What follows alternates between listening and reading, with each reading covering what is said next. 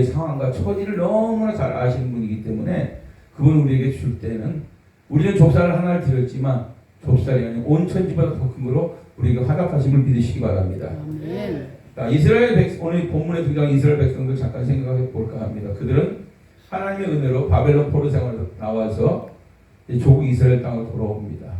그럼 그들이 해야 될 일이 뭘까요? 가장 먼저 해야 되는 성전을 건축해야 되는 겁니다. 네, 우리가 어떻습니까? 우리 마음 저도 마찬가지예요.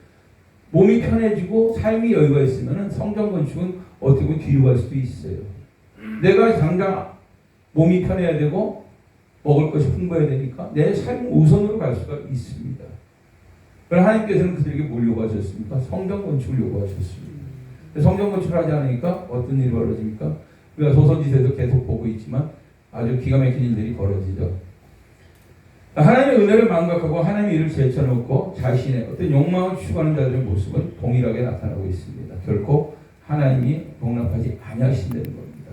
하나님의 일을 하는 사람에게 하나님은 우리가 알지 못하는 복으로 우리에게 갚아주심을 믿으시기 바랍니다.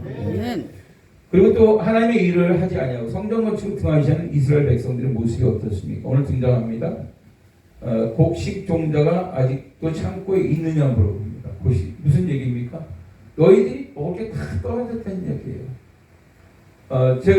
저는 러시아에서 좀 있었습니다. 러시아에 있을 때 고려인들의 이주사를 좀 본 적이 있습니다. 노일 전쟁이 일어나면서 스탈린이 조선 사람들이 일본과 합세해서 이 러시아를 공격할까봐 두려워서 극동이라고 합니다. 원동이라고 해요. 러시아 사람들 원동이라고 해요. 극동이라는데 어디냐면 블라디보스토크, 하바rov스크, 사리 이쪽의 사람들은 중앙아시아로 이주를 시킵니다. 그건 죽음의 행진이었어요. 40%인가 그 기차를 타고 이동했던 사람들 40%가 차 안에서 죽던가 병들어 죽었습니다. 근데 그들의 품속에서는 항상 씨앗이 있었어요. 고려인들의 품속에는 씨앗이 있다는 말이 그래서 나왔습니다. 우즈베키스탄이나 우리가 너무 잘 카자흐스탄 이런데 꼴호즈라고 하는데 이게 집단 농장을 러시아말로 꼴호즈라고 합니다. 거기에 가면 고려인들이 만들어놓은 그 엄청난 부가 있습니다. 그들이 어떻게 부를 이뤘을까요? 그 눈물의 행진을 죽음의 행진을 하면서 그들은 종자씨를 품고 갔기 때문에 그 사막의 땅을 일궈서 그 종자씨로 곡식을 만들어내고 그 돈을 벌고 가장 높은 상류층의 생활을 그들이 누릴 수가 있었던 겁니다. 근데 오늘 말씀에서 뭐라고 그럽니까? 곡식 종자가 있고 창고에 있느냐 물어봅니다. 먹을 게 없어도 종자씨까지 다 먹어치웠다는 상황입니다. 우리의 삶이 어떻습니까? 하나님 말씀 안에서 누릴 거 누리면 내가 대단히 잘난다고 누릴 때가 많이 있어요. 저도 그런 시절을 겪어봤었고 그러기에 이 말씀이 더 가슴에 많이 와닿더라고요. 어느 순간인가 정말 종자씨까지 완전히 바닥이 나가지고 감당할 수 없는 상태까지 갔을 때 그때 다시 어리석은 자라 무릎 꿇고 앉아가지고 하나님 잘못했습니다. 살려주십시오. 기도했더니 또 다시 하나님 회복시켜 주시고 이런 이게 우리 일상의 패턴인 것 같아요. 우리 삶의 패턴 같고 우리가 머리로는 아는데 마음이 따라가지 못하고 행동이 따라가지 못하다 보니까 하나님의 은혜를 잊어버리고 살고 있지는 않은지 오늘 이 시간 제 스스로에게 한번 반문해보는 시간이 되는 것 같습니다. 자, 그러나 이스라엘 백성들은 어떻습니까? 오늘 학계 선지자의 선포를 통해서 하나님의 말씀을 듣고서 지금까지의 자기들의 행위가 잘못된 것을 깨닫게 됩니다. 자, 그래서 말씀이 뭐라고 합니까? 19절 말씀하시죠.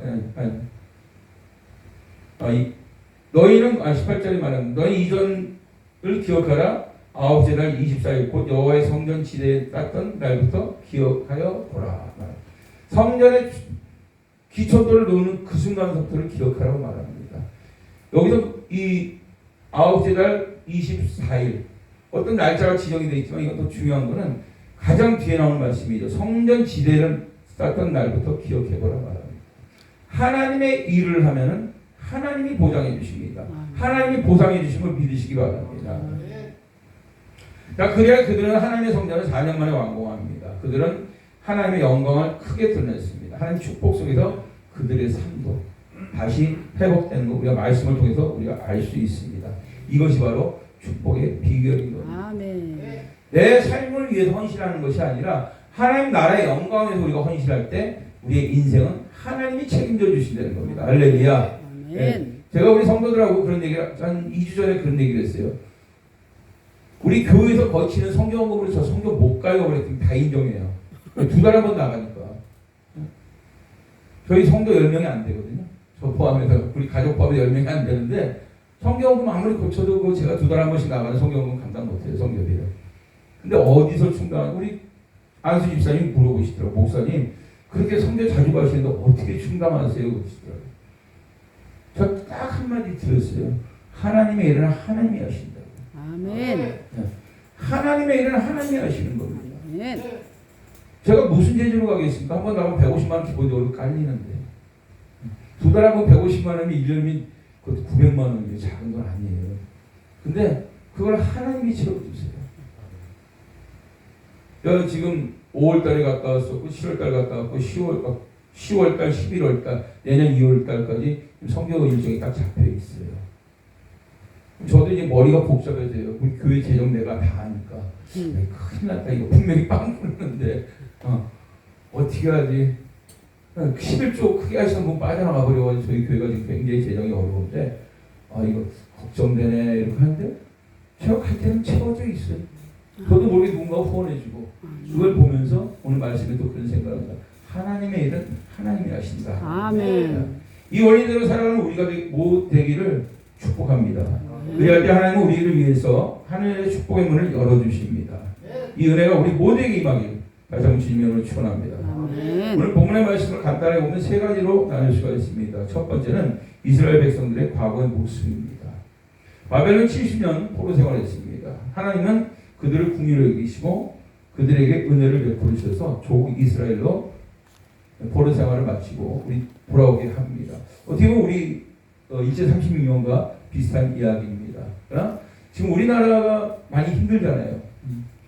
먹고 사는 거 큰 문제 안 된다고 얘기합니다. 그러나 알게 모르게 빈곤이 우리나라를 좀 휘어잡고 있습니다. 물론 정부에서 민생 자금 주니까 좋죠.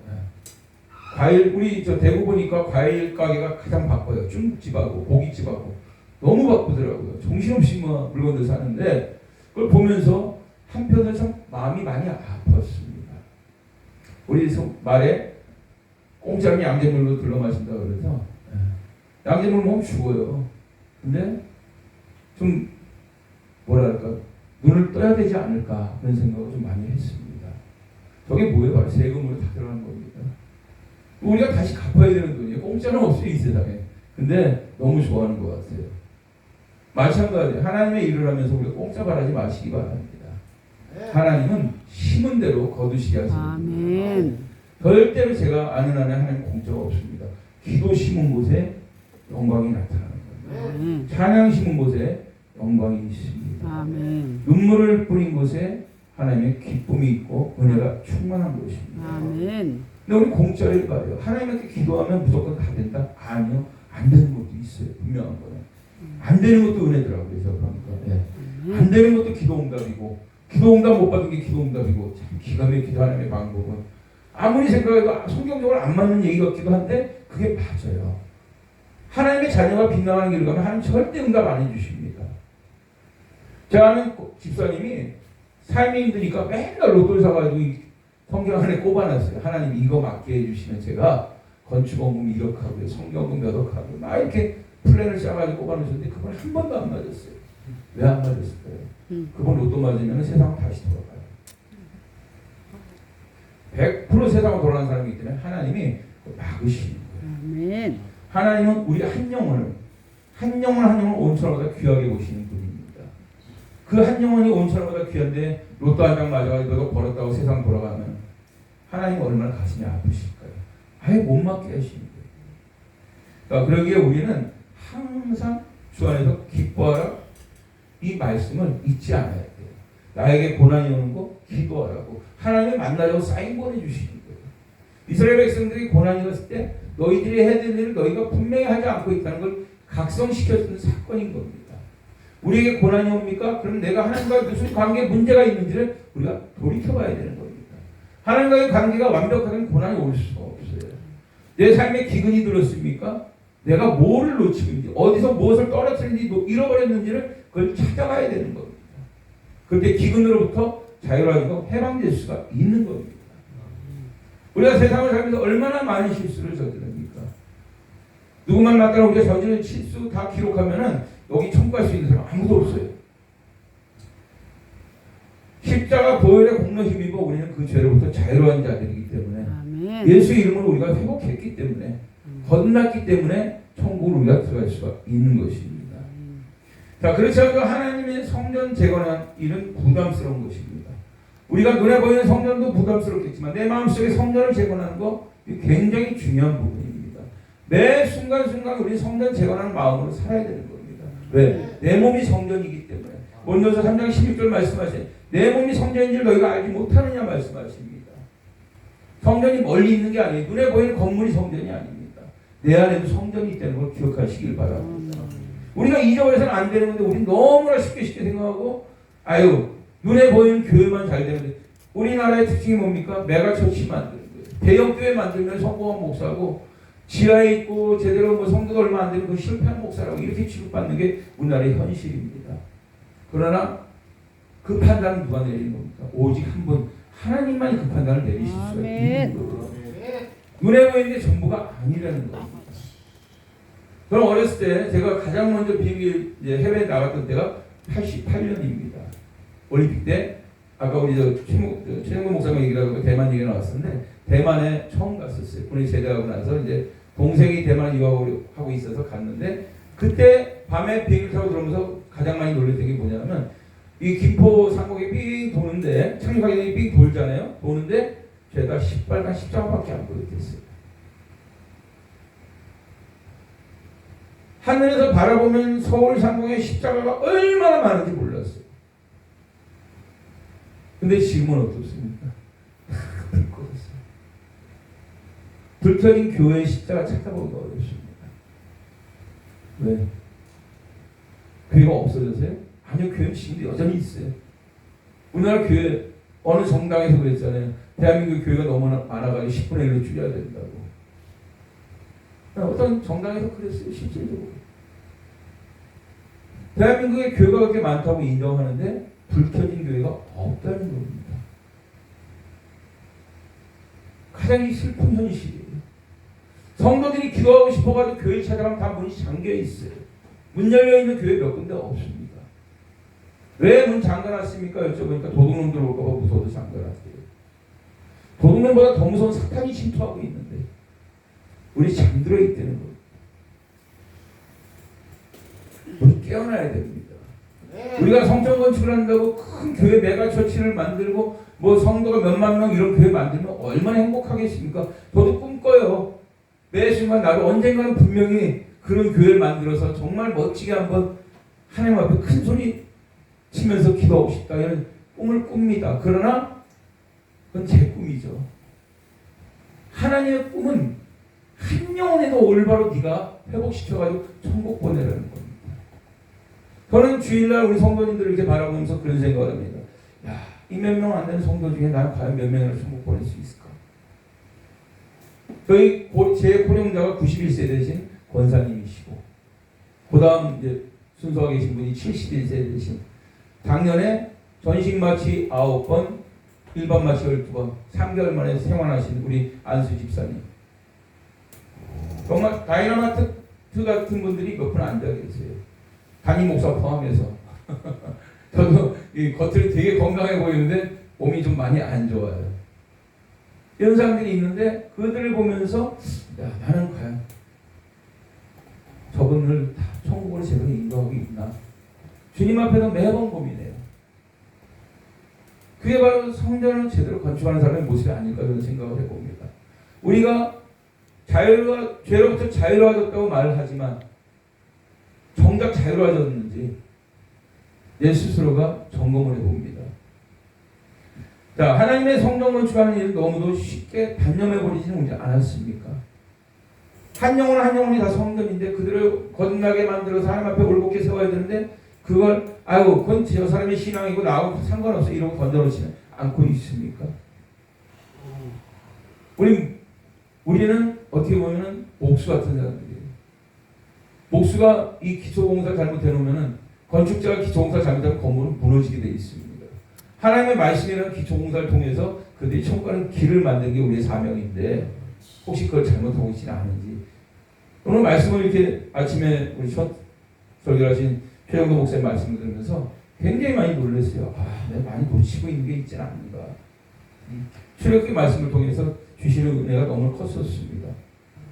다시 한번 생각을 해보면 나는 똑바로 성전 건축을 하고 있나? 건물이 아닌 우리의 성도들의 마음에 진정한 성전을 제대로 건축을 해주고 있는가? 돌이켜봅니다. 학개서를 통해서 우리가 많이 봅니다. 근데 오늘 제목이 너무나 재밌잖아요. 그러나 오늘부터는 내가 너희에게 복을 주리라. 아멘. 아멘. 딴 날도 아니 내일도 아니 모레도 아니고 오늘 바로 이 순간부터 우리에게 복을 주시게 됩니다. 아멘. 언제? 성전 건축 디딤돌을 놓던 그날.